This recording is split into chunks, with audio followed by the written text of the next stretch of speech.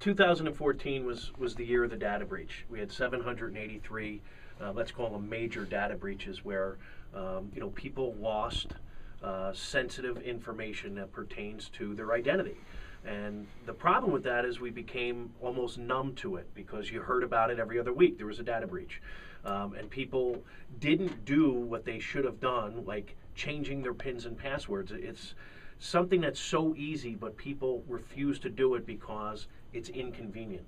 But I will tell you that the effects of identity theft are far more inconvenient than changing your PINs and passwords and having to remember multiple PINs and passwords, because that is something that I would certainly recommend, is that not only you change your password every month, this is usually where I become the most unpopular guy in the room, but you're changing it and you have multiple passwords. You have a different password for every account. And when you talk about all of our social media sites and online banking and our corporate servers, you could be looking at 10 to 15 different passwords that you're changing on a monthly basis. But again, if you don't do that, you're leaving yourself wide open. Now, I have a question for you. I've heard that the most popular password is your pet's name. Is that true? It is one of them. Okay. Hello, goodbye, password.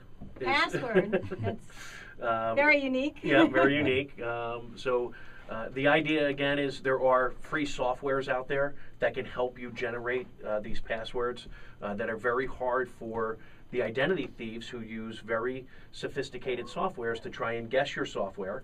And look, social media is the easiest place for them to go. I know the name of your pet as soon as I go on Facebook. Mm-hmm. I know where you live. I know your maiden name. I know your address, and I know your birthday. So that's 4 out of the 5 pieces of the puzzle that I would need to assume your identity. Right. As you're saying that, I'm watching Jeff here, and he's nodding. You're concerned about social media, right, and all that information that's out there.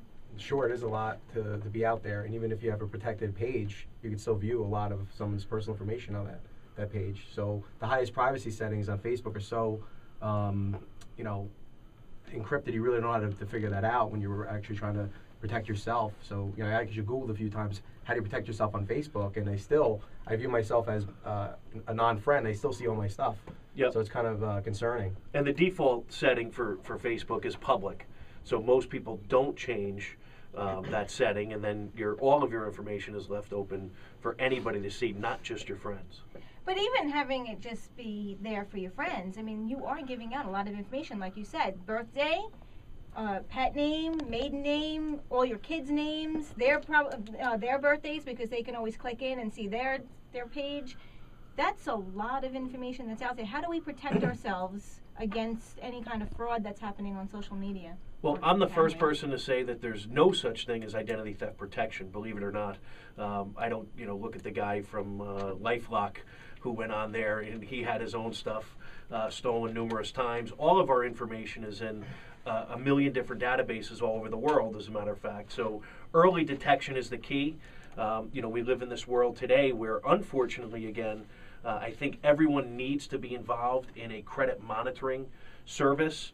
You should sign up. All of your financial institutions now offer account alerts, so you can set different filters that would allow you to be alerted if someone were to try and open a new account or exceeded a spending limit or something like that. So go ahead and take advantage of certainly the credit monitoring and the services that your financial institutions offer. We're going to come right back to you on that. If you are a caller and you'd like to jump in on this discussion, please give us a call at 914-693-5700. Again, that's 914-693-5700. We're just going to go to a break and we'll come back right back to you, Paul.